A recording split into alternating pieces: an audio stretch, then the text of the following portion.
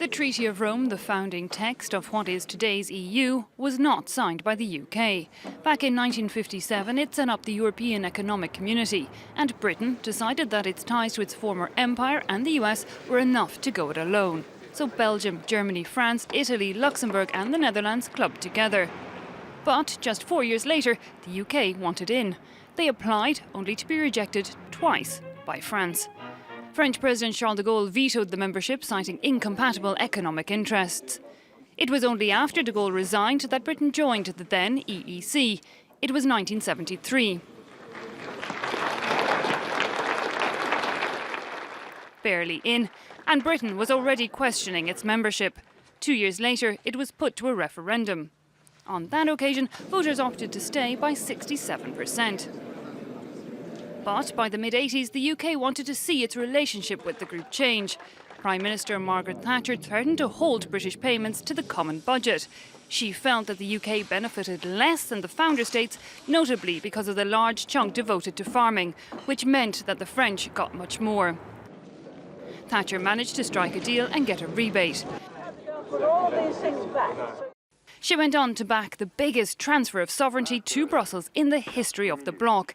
In 1986, she signed the Single European Act, tearing down barriers and creating a single market. But before the end of the decade, Thatcher's support of the EU U-turned. European Commission President, a Frenchman, Jacques Delors, infuriated her.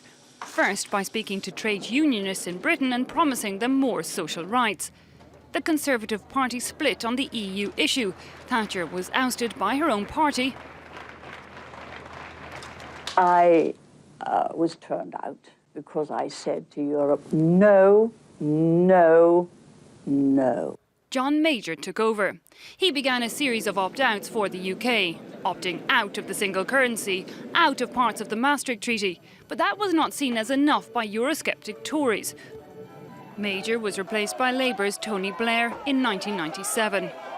A friendlier relationship with the EU developed, but Blair did not sign up to Schengen or the euro.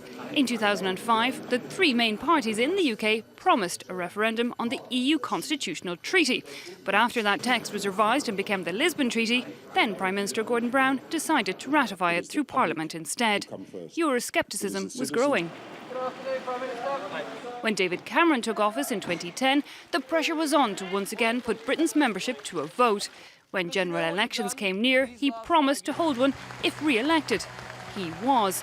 UKIP's 4 million votes meant he couldn't forget his promise. And now, June 23rd will decide how the UK-EU relationship will go from here.